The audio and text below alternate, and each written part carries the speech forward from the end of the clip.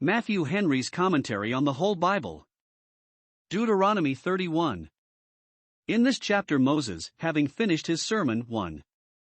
Encourages both the people who were now to enter Canaan, verses 1 to 6, and Joshua who was to lead them, verses 7, 8, and 23. And 2. He takes care for the keeping of these things always in their remembrance after his decease, 1. By the book of the law which was, 1. Written. 2. Delivered into the custody of the priests, verses 9 and 24 to 27. 3. Ordered to be publicly read every 7th year, verses 10 to 13. 2. By a song which God orders Moses to prepare for their instruction and admonition. 1. He calls Moses and Joshua to the door of the tabernacle, verses 14 and 15. 2. He foretells the apostasy of Israel in process of time, and the judgments they would thereby bring upon themselves, verses 16 to 18. 3. He prescribes the following song to be a witness against them, verses 19 to 21. 4. Moses wrote it, verse 22. And delivered it to Israel, with an intimation of the design of it, as he had received it from the Lord, verse 28, etc. Solemn Warnings, Joshua encouraged, 1451 BC. 1. And Moses went and spake these words unto all Israel. 2. And he said unto them, I am 120 years old this day, I can no more go out and come in. Also the Lord hath said unto me, Thou shalt not go over this Jordan. 3. The Lord thy God, he will go over before thee, and he will destroy these nations from before thee, and thou shalt possess them, and Joshua, he shall go over before thee, as the Lord hath said. 4. And the Lord shall do unto them as he did to Sihon and to Og, kings of the Amorites, and unto the land of them, whom he destroyed. 5. And the Lord shall give them up before your face, that ye may do unto them according unto all the commandments which I have commanded you. 6. Be strong and of a good courage, fear not, nor be afraid of them, for the Lord thy God, he it is that doth go with thee, he will not fail thee, nor forsake thee. 7. And Moses called unto Joshua, and said unto him in the sight of all Israel, Be strong and of a good courage, for thou must go with this people unto the land which the Lord hath sworn unto their fathers to give them, and thou shalt cause them to inherit it. 8. And the Lord, he it is that doth go before thee, he will be with thee, he will not fail thee, neither forsake thee, fear not, neither be dismayed. Loath to part, we say, bids oft farewell. Moses does so to the children of Israel, not because he was loath to go to God, but because he was loath to leave them, fearing that when he had left them they would leave God. He had finished what he had to say to them by way of counsel and exhortation. Here he calls them together to give them a word of encouragement, especially with reference to the wars of Canaan, in which they were now to engage. It was a discouragement to them that Moses was to be removed at a time when he could so well be spared. Though Joshua was continued to fight for them in the valley, they would want Moses to intercede for them on the hill, as he did, Exodus 17 verse 10. But there is no remedy, Moses can no more go out and come in, verse 2. Not that he was disabled by any decay either of body or mind, for his natural force was not abated, chapter 24 verse 7. But he cannot any longer discharge his office, for, 1. He is 120 years old, and it is time for him to think of resigning his honor and returning to his rest. He that had arrived at so great an age then, when 70 or 80 was the ordinary stint, as appears by the prayer of Moses, Psalm 90 verse 10, might well think that he had accomplished as a hireling his day. 2. He is under a divine sentence, Thou shalt not go over Jordan. Thus a full stop was put to his usefulness, hitherto he must go, hitherto he must serve, but no further. So God had appointed it and Moses acquiesces, for I know not why we should any of us desire to live a day longer than while God has work for us to do, nor shall we be accountable for more time than is allotted us. But though Moses must not go over himself, he is anxious to encourage those that must. 1. He encourages the people, and never could any general animate his soldiers upon such good grounds as those on which Moses here encourages Israel. 1. He assures them of the constant presence of God with them, verse 3. The Lord thy God, that has led thee and kept thee hitherto will go over before thee, and those might follow boldly who were sure that they had God for their leader. He repeats it again, verse 6, with an emphasis. The Lord thy God, the great Jehovah, who is thine in covenant, he it is, he and no less, he and no other, that goes before thee, not only who by his promise has assured thee that he will go before thee, but by his ark, the visible token of his presence, shows thee that he does actually go before thee. And he repeats it with enlargement. Not only he goes over before thee at first, to bring thee in, but he will continue with thee all along, with thee and thine. He will not fail thee nor forsake thee, he will not disappoint thy expectations in any strait, nor will he ever desert thy interest. Be constant to him, and he will be so to thee. This is applied by the apostle to all God's spiritual Israel, for the encouragement of their faith and hope. Unto us is this gospel preached, as well as unto them, he will never fail thee, nor forsake thee. Hebrews 13 verse 5. 2. He commends Joshua to them for a leader. Joshua, he shall go over before thee, verse 3. One whose conduct and courage and sincere affection to their interest, they had had long experience of, and one whom God had ordained and appointed to be their leader, and therefore, no doubt, would own and bless, and make a blessing to them. See Numbers 27 verse 18. Note, it is a great encouragement to a people when, instead of some useful instruments that are removed, God raises up others to carry on his work. 3. He ensures their success. The greatest generals, supported with the greatest advantages, must yet own the issues of war to be doubtful and uncertain. The battle is not always to the strong nor to the bold. An ill accident unthought of may turn the scale against the highest hopes. But Moses had warrant from God to assure Israel that, notwithstanding the disadvantages they labored under, they should certainly be victorious. A coward will fight when he is sure to be a conqueror. God undertakes to do the work. He will destroy these nations, and Israel shall do little else than divide the spoil. Thou shalt possess them. Verse 3. Two things might encourage their hopes of this. 1. The victories they had already obtained over Sihon and Og. Verse 4, from which they might infer both the power of God, that he could do what he had done, and the purpose of God, that he would finish what he had begun to do. Thus must we improve our experience. 2. The command God had given them to destroy the Canaanites, chapter 7 verse 2, chapter 12 verse 2, to which he refers here, verse 5, that you may do unto them according to all which I have commanded you, and from which they might infer that, if God had commanded them to destroy the Canaanites, no doubt he would put it into the power of their hands to do it.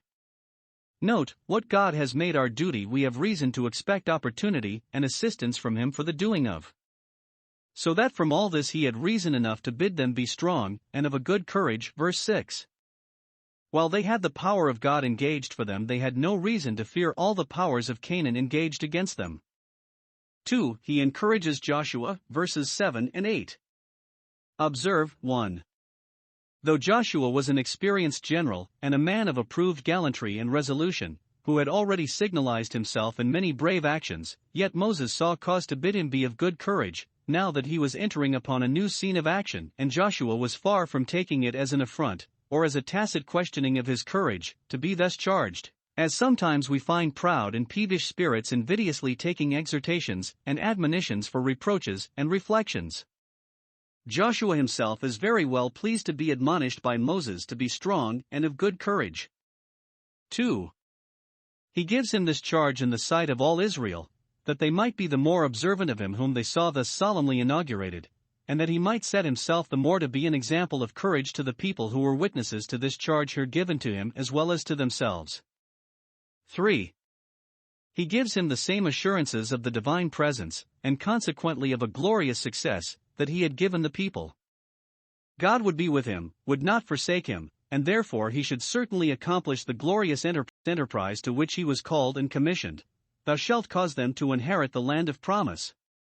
Note, those shall speed well that have God with them, and therefore they ought to be of good courage. Through God let us do valiantly, for through him we shall do victoriously. If we resist the devil, he shall flee, and God shall shortly tread him under our feet. The reading of the law, 1451 BC. 9. And Moses wrote this law, and delivered it unto the priests the sons of Levi, which bear the ark of the covenant of the Lord, and unto all the elders of Israel. 10. And Moses commanded them, saying, at the end of every 7 years, in the solemnity of the year of release, in the Feast of Tabernacles. 11 When all Israel is come to appear before the Lord thy God in the place which he shall choose, thou shalt read this law before all Israel in their hearing. 12 Gather the people together, men and women and children, and thy stranger that is within thy gates, that they may hear, and that they may learn, and fear the Lord your God, and observe to do all the words of this law. 13 And that their children, which have not known anything, may hear, and learn to fear the Lord your God, as long as ye live in the land whither ye go over Jordan to possess it. The law was given by Moses, so it is said, John 1 verse 17. He was not only entrusted to deliver it to that generation, but to transmit it to the generations to come, and here it appears that he was faithful to that trust. 1. Moses wrote this law, verse 9. The learned Bishop Patrick understands this of all the 5 books of Moses, which are often called the law. He supposes that though Moses had written most of the Pentateuch before, yet he did not finish it till now. Now he put his last hand to that sacred volume. Many think that the law here, especially since it is called this law, this grand abridgment of the law, is to be understood of this book of Deuteronomy, all those discourses to the people which have taken up this whole book. He, being in them divinely inspired, wrote them as the word of God. He wrote this law, 1. That those who had heard it might often review it themselves, and call it to mind. 2. That it might be the more safely handed down to posterity. Note, the Church has received abundance of advantage from the writing, as well as from the preaching, of divine things. Faith comes not only by hearing, but by reading. The same care that was taken of the law, thanks be to God, is taken of the gospel too. Soon after it was preached it was written, that it might reach to those on whom the ends of the world shall come. 2. Having written it, he committed it to the care and custody of the priests and elders. He delivered one authentic copy to the priests, to be laid up by the ark, verse 26, there to remain as a standard by which all other copies must be tried. And it is supposed that he gave another copy to the elders of each tribe, to be transcribed by all of that tribe that were so disposed. Some observe that the elders, as well as the priests, were entrusted with the law, to intimate that magistrates by the power, as well as ministers by their doctrine, are to maintain religion, and to take care that the law be not broken nor lost. 3. He appointed the public reading of this law in a general assembly of all Israel every 7th year. The pious Jews, it is very probable, read the laws daily in their families, and Moses of old time was read in the synagogue every Sabbath day, Acts 15 verse 21. But once in 7 years, that the law might be the more magnified and made honorable, it must be read in a general assembly. Though we read the word in private, we must not think it needless to hear it read in public. Now here he give direction. 1. When this solemn reading of the law must be, that the time might add to the solemnity, it must be done 1. In the year of release. In that year the land rested, so that they could the better spare time to attend this service. Servants who were then discharged, and poor debtors who were then acquitted from their debts, must know that, having the benefit of the law, it was justly expected they should yield obedience to it, and therefore give up themselves to be God's servants, because he had loosed their bonds. The year of release was typical of gospel grace, which therefore is called the acceptable year of the Lord, for our remission and liberty by Christ engage us to keep his commandments. Luke 1 verses 74 and 75. 2. At the Feast of Tabernacles in that year. In that feast they were particularly required to rejoice before God, Leviticus 23 verse 40. Therefore then they must read the law, both to qualify their mirth and keep it in due bounds, and to sanctify their mirth, that they might make the law of God the matter of their rejoicing, and might read it with pleasure, and not as a task. 2. To whom it must be read, to all Israel, verse 11, men, women, and children, and the strangers, verse 12. The women and children were not obliged to go up to the other feasts, but to this only in which the law was read. Note, it is the will of God that all people should acquaint themselves with his word. It is a rule to all, and therefore should be read to all. It is supposed that, since all Israel could not possibly meet in one place, nor could one man's voice reach them all, as many as the courts of the Lord's house would hold met there, and the rest at the same time in their synagogues.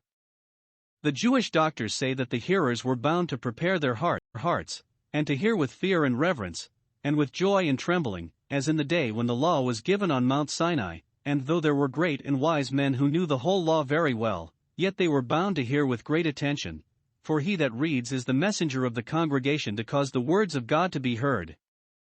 I wish those that hear the gospel read and preached would consider this. 3. By whom it must be read, thou shalt read it. Verse 11, Thou, O Israel, by a proper person appointed for that purpose, or thou, O Joshua, their chief ruler. Accordingly we find that he did read the law himself, Joshua 8 verses 34 and 35. So did Josiah, 2 Chronicles 34 verse 30, and Ezra, Nehemiah 8 verse 3. And the Jews say that the king himself, when they had one, was the person that read in the courts of the temple, that a pulpit was set up for that purpose in the midst of the court, in which the king stood, that the book of the law was delivered to him by the high priest, that he stood up to receive it, uttered a prayer, as every one did that was to read the law in public, before he read, and then, if he pleased, he might sit down and read. But if he read standing it was thought the more commendable, as, they say, King Agrippa did. Here let me offer it as a conjecture that Solomon is called the preacher, in his Ecclesiastes, because he delivered the substance of that book in a discourse to the people, after his public reading of the law in the Feast of Tabernacles, according to this appointment here. For what end it must be thus solemnly read. 1. That the present generation might hereby keep up their acquaintance with the law of God, verse 12. They must hear, that they may learn, and fear God, and observe to do their duty. See here what we are to aim at in hearing the word. We must hear, that we may learn and grow in knowledge, and every time we read the scriptures we shall find that there is still more and more to be learned out of them. We must learn, that we may fear God, that is, that we may be duly affected with divine things, and must fear God, that we may observe and do the words of his law, for in vain do we pretend to fear him if we do not obey him. 2. That the rising generation might betimes be leavened with religion, verse 13, not only that those who know something may thus know more, but that the children who have not known anything may betimes know this, how much it is their interest as well as duty to fear God. Apostasy foretold, 1451 BC.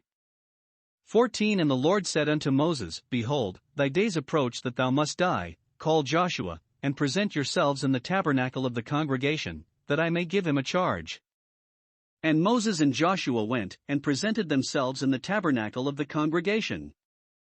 15 And the Lord appeared in the tabernacle in a pillar of a cloud, and the pillar of the cloud stood over the door of the tabernacle. 16 And the Lord said unto Moses, Behold, thou shalt sleep with thy fathers, and this people will rise up, and go a-whoring after the gods of the strangers of the land, whither they go to be among them, and will forsake me and break my covenant which I have made with them. 17 Then my anger shall be kindled against them in that day, and I will forsake them, and I will hide my face from them, and they shall be devoured, and many evils and troubles shall befall them, so that they will say in that day, Are not these evils come upon us, because our God is not among us? 18 And I will surely hide my face in that day for all the evils which they shall have wrought, in that they are turned unto other gods. 19 Now therefore write ye this song for you, and teach it the children of Israel, put it in their mouths, that this song may be a witness for me against the children of Israel. 20 For when I shall have brought them into the land which I swear unto their fathers, that floweth with milk and honey, and they shall have eaten and filled themselves, and waxen fat, then will they turn unto other gods, and serve them, and provoke me, and break my covenant. 21 And it shall come to pass, when many evils and troubles are befallen them, that this song shall testify against them as a witness, for it shall not be forgotten out of the mouths of their seed. For I know their imagination which they go about, even now, before I have brought them into the land which I swear. Here, 1. Moses and Joshua are summoned to attend the divine majesty at the door of the tabernacle, verse 14. Moses is told again that he must shortly die. Even those that are most ready and willing to die have need to be often reminded of the approach of death. In consideration of this, he must come himself to meet God, for whatever improves our communion with God furthers our preparation for death. He must also bring Joshua with him to be presented to God for a successor, and to receive his commission and charge.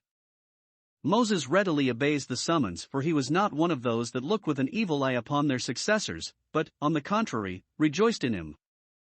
2. God graciously gives them the meeting. He appeared in the tabernacle, as the Shekinah used to appear, in a pillar of a cloud, verse 15. This is the only time in all this book that we read of the glory of God appearing, whereas we often read of it in the 3 foregoing books, which perhaps signifies that in the latter days, under the evangelical law, such visible appearances as these of the divine glory are not to be expected, but we must take heed to the more sure word of prophecy. 3. He tells Moses that, after his death, the covenant which he had taken so much pains to make between Israel and their God would certainly be broken. 1. That Israel would forsake God, verse 16. And we may be sure that if the covenant between God and man be broken, the blame must lie on man. It is he that breaks it. We have often observed it, that God never leaves any till they first leave him. Worshipping the gods of the Canaanites, who had been the natives, but henceforward were to be looked upon as the strangers of that land, would undoubtedly be counted a deserting of God and, like adultery, a violation of the covenant. Thus still those are revolters from Christ, and will be so adjudged, who either make a god of their money by reigning covetousness, or a god of their belly by reigning sensuality. Those that turn to other gods, verse 18, forsake their own mercies. This apostasy of theirs is foretold to be the effect of their prosperity. Verse 20, they shall have eaten and filled themselves. This is all they will aim at in eating, to gratify their own appetites, and then they will wax fat, grow secure and sensual. Their security will take off their dread of God and his judgments, and their sensuality will incline them to the idolatries of the heathen, which made provision for the flesh to fulfill the lusts of it. Note, God has a clear and infallible foresight of all the wickedness of the wicked, and has often covenanted with those who he knew would deal very treacherously, Isaiah 48 verse 8, and conferred many favors on those who he knew would deal very ungratefully. 2. That then God would forsake Israel, and justly does he cast those off who had so unjustly cast him off. Verse 17, my anger shall be kindled against them, and I will forsake them. His providence would forsake them, no longer to protect and prosper them, and then they would become a prey to all their neighbors. His spirit and grace would forsake them, no longer to teach and guide them, and then they would be more and more bigoted, besotted, and hardened in their idolatries. Thus many evils and troubles would befall them. Verses 17 and 21, which would be such manifest indications of God's displeasure against them that they themselves would be constrained to own it. Have not these evils come upon us because our God is not among us? Those that have sinned away their God will find that thereby they pull all mischiefs upon their own heads. But that which completed their misery was that God would hide his face from them in that day of their trouble and distress. Verse 18. Whatever outward troubles we are in, if we have but the light of God's countenance, we may be easy. But, if God hide his face from us in our prayers, we are undone. For, he directs Moses to deliver them a song, in the composing of which he should be divinely inspired, and which should remain a standing testimony for God as faithful to them in giving them warning, and against them as persons false to themselves in not taking the warning. Verse 19. The written word in general, as well as this song in particular, is a witness for God against all those that break covenant with him. It shall be for a testimony, Matthew 24 verse 14. The wisdom of man has devised many ways of conveying the knowledge of good and evil by laws, histories, prophecies, proverbs, and, among the rest, by songs. Each has its advantages. And the wisdom of God has in the Scripture made use of them all, that ignorant and careless men might be left inexcusable. 1.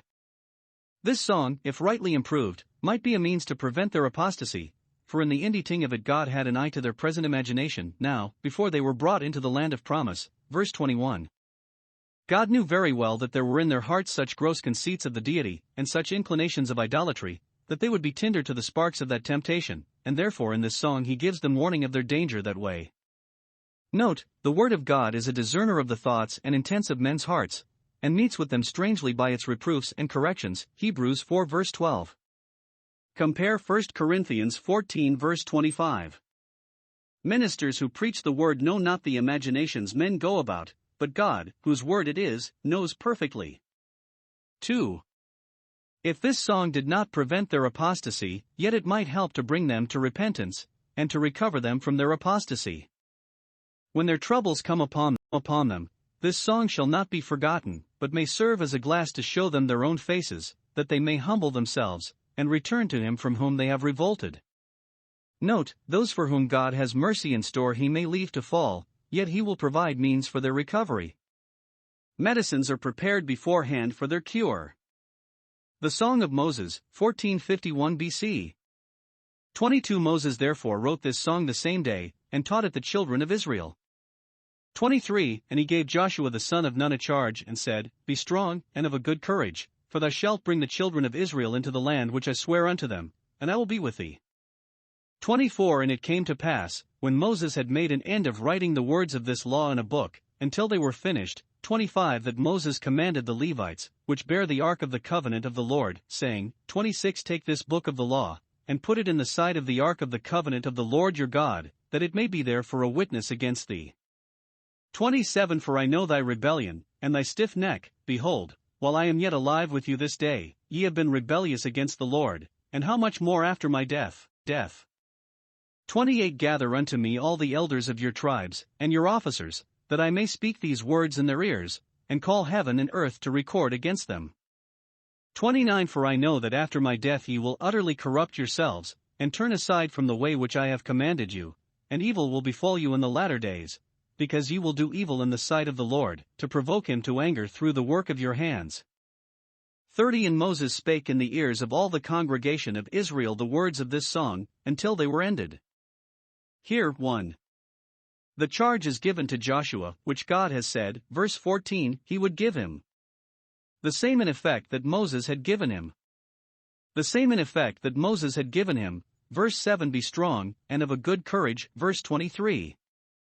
Joshua had now heard from God so much of the wickedness of the people whom he was to have the conduct of as could not but be a discouragement to him. Nay, says God, how bad soever they are, thou shalt go through thy understanding, for I will be with thee. Thou shalt put them into possession of Canaan. If they afterwards by their sin throw themselves out of it again, that will be no fault of thine, nor any dishonor to thee, therefore be of good courage. 2. The solemn delivery of the book of the law to the Levites, to be deposited in the side of the ark, is here again related, verses 24 to 26, of which before, verse 9. Only they are here directed where to treasure up this precious original, not in the ark. There only the 2 tables were preserved, but in another box by the side of the ark. It is probable that this was the very book that was found in the house of the Lord, having been somehow or other misplaced, in the days of Josiah, 2 Chronicles 34 verse 14, and so perhaps the following words here, that it may be a witness against thee, may particularly point at that event, which happened so long after, for the finding of this very book occasioned the public reading of it by Josiah himself, for a witness against a people who were then almost ripe for their ruin by the Babylonians. 3. The song which follows in the next chapter is here delivered to Moses, and by him to the people. He wrote it first, verse 22, as the Spirit of God indited it, and then spoke it in the ears of all the congregation, verse 30, and taught it to them, verse 22, that is, gave out copies of it, and ordered the people to learn it by heart. It was delivered by word of mouth first, and afterwards in writing, to the elders and officers, as the representatives of their respective tribes, verse 28, by them to be transmitted to their several families and households. It was delivered to them with a solemn appeal to heaven and earth concerning the fair warning which was given them by it of the fatal consequences of their apostasy from God, and with a declaration of the little joy and little hope Moses had in and concerning them. 1. He declares what little joy he had of them while he was with them, verse 27. It is not in a passion that he says, I know thy rebellion, as once he said unadvisedly, Hear now, you rebels, but it is the result of a long acquaintance with them. You have been rebellious against the Lord. Their rebellions against himself he makes no mention of, these he had long since forgiven and forgotten, but they must be made to hear of their rebellions against God, that they may be ever repented of and never repeated. 2. What little hopes he had of them now that he was leaving them. From what God had now said to him, verse 16, more than from his own experience of them, though that was discouraging enough, he tells them, verse 29, I know that after my death you will utterly corrupt yourselves. Many a sad thought, no doubt, it occasioned to this good man, to foresee the apostasy and ruin of a people he had taken so much pains with, in order to them good and make them happy, but this was his comfort, that he had done his duty, and that God would be glorified, if not in their settlement, yet in their dispersion. Thus our Lord Jesus, a little before his death, foretold the rise of false Christs and false prophets, Matthew 24 verse 24, notwithstanding which, and all the apostasies of the latter times, we may be confident that the gates of hell shall not prevail against the church, for the foundation of God stands sure.